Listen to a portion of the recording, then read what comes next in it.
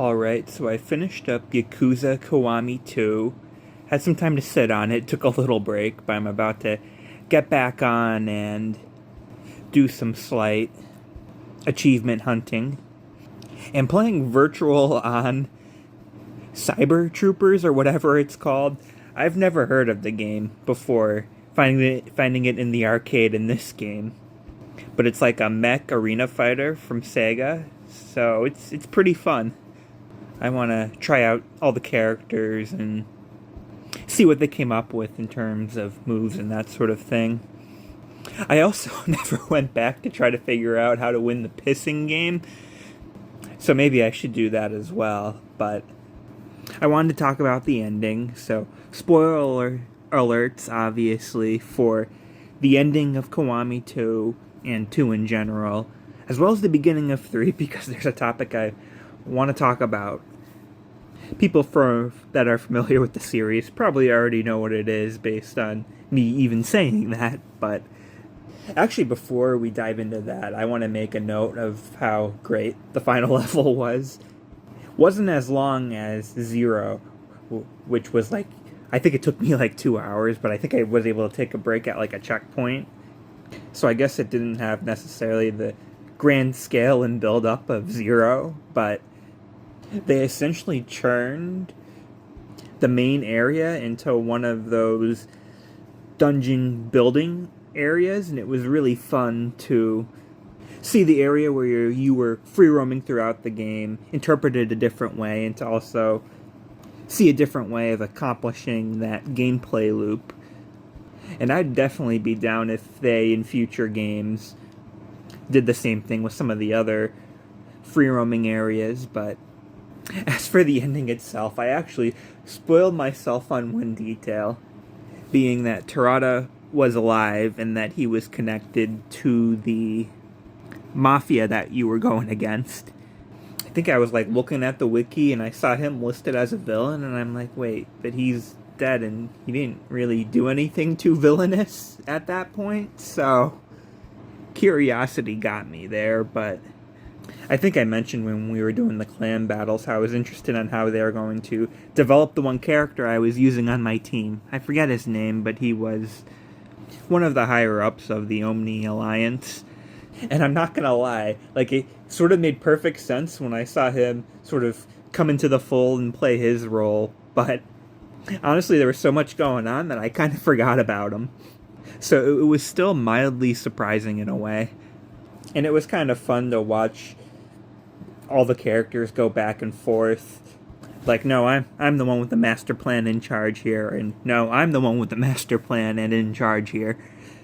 But I still feel kind of weird about Terada's role in the end of things, particularly at the very end. And I don't know, maybe I'm interpreting something wrong, or maybe I missed something, but they have the main cast sort of almost forgive him and sort of make it seem like he redeemed himself, a lot like Nishiki in the first game. But I don't know, this felt a lot different. Like, this felt more like the backup plan for Terada. Like, his main plan was still to kill Kiryu, to destroy the Tojo clan. And the only reason he faked the bomb is because if he didn't succeed, he didn't want this other guy to succeed. And I don't know, I didn't really see it as him still having some respect for Kazama and that sort of thing. But and then you sort of have that, like, Nishiki, who, I mean, I think if push came to shove, I think he would have killed Kiryu if he had to. But I mean, he said himself in the story that he wishes they could have worked together like old times. And I don't think, this is just my interpretation, that he would have necessarily, if he won that fight, killed Kiryu on the spot. I think he may have wanted and hoped maybe he would fall in line if he proved his strength. I don't know, maybe I underestimate Nishiki there in the second half of the game. But then you also sort of have the known past and close connection that Kiryu and Nishiki had all that time ago. So I don't know, but that's enough with that, because the other thing that I wanted to talk about is Sayama's role in the series moving forward. Once again, I went to the wiki and I spoiled myself because I saw that she didn't appear after the third game, and I'm like, oh, you better not kill her. But then I noticed it said, status alive, so it's like, okay, what happened? Apparently, from what I've read online, she at the beginning of Yakuza 3, she's like, oh, hey, I have this opportunity in America, and Kiryu's like, okay, do what you gotta do. And I guess there's maybe some bio updates throughout the game, and that's it. That's the last we hear from her. And I'm just baffled. Like I said, she was one of my favorite characters, and I felt like she could have played maybe a Date-esque role where maybe they go their separate ways, but sort of find a way to have to come together again for whatever is going on, or maybe even, like I think I also read on the wiki that, or just in general online, that the florist sort of fades a little more in the background later, and that even Majima doesn't play as big of a role in some of the newer games. So it's like, I mean, they could have maybe faded her out a little more like them or something. I guess there's a rumor that part of the reason she was cut was that they wanted Kiryu to still be able to flirt around on side missions and stuff. Which, I don't know, I feel like they could have them, break up for whatever reason and remain mutual and still work together. There are different ways you could have handled that. I know maybe that might upset some people, but I don't know. I feel like in this game, if it was a little bittersweet because I liked Sayama, but some of the like fighting alongside Kiryu was like, oh man, kind of wish that was Nishiki, and I feel like I'm gonna be feeling that again with whoever's next. Like, oh, that should have been Sayama or Nishiki. Some people were even saying, like, I don't know how the Kiryu saga ends, but people were kind of hoping that maybe they brought Sayama back at the very end because they worked good together. And if they're going to give him a happy ending, they could have, had things work out with them. But I guess that didn't happen either. The one thing I will say is that with Like a Dragon Infinite Money coming out, the latest mainline entry, supposedly, I don't know if it's official or if it's a rumor, but there's going to be an explorable area in America, and that's where Sayama is now, so maybe they'll finally bring her back. I'm not going to lie, I'm not as interested in like the new gameplay style. I might still give it a shot, but it almost reminds me of when I got Kiwami, because I heard it was really similar to Yakuza 0. And then, I don't know, I wound up really liking Yakuza 0, so I was kind of on the fence about it. Or just focusing on games that had extra playable characters or different locations. But then I saw Nishiki was the villain, and then I immediately wishlisted it and bought it on the next sale.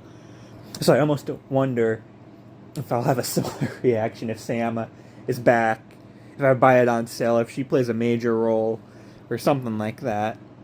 Whether that would nudge me to trying that one in particular with the new gameplay style, but I guess one thing to note is that it is a remake. I mean, maybe Sayama wasn't as badass and cool and as liked as she was in the remake. I don't know if the remake or Kiwami 2, or I'm sorry, if Kiwami 2 or 6 came first for her coming back then, so I don't know, but besides that, I did really like Ryuji. I think he was a great character from the start to the end, but I found him even more likable at the very end. I will say I was kind of on Sayama's side. I mean, I kind of get they probably both want to go out fighting, and they think that they're pretty much dead at that point, but I'm more, hey, if there's a chance that you can survive, then maybe you should try to take it with Kiryu and Ryuji, but it is what it is. I guess it's not the first time Kiryu's sort of gone to throw his life away, it seems like. It was also great to finally see the origins of the infamous Kiryu hitting the desk and storming out of the room on Dante meme, as well as seeing that I guess in the beginning of Yakuza 3 we're going to have one of the big pieces of evidence for the Kiryu is a virgin meme/theory based on dialogue that looks like it's going to come up. But yeah, after I go back and finish up those few things I was talking about at the very beginning, I'm probably going to continue to take a break with the games, and I'll probably come back, and I don't know if I'm going to play 3 or Inshin yet next, so we'll see.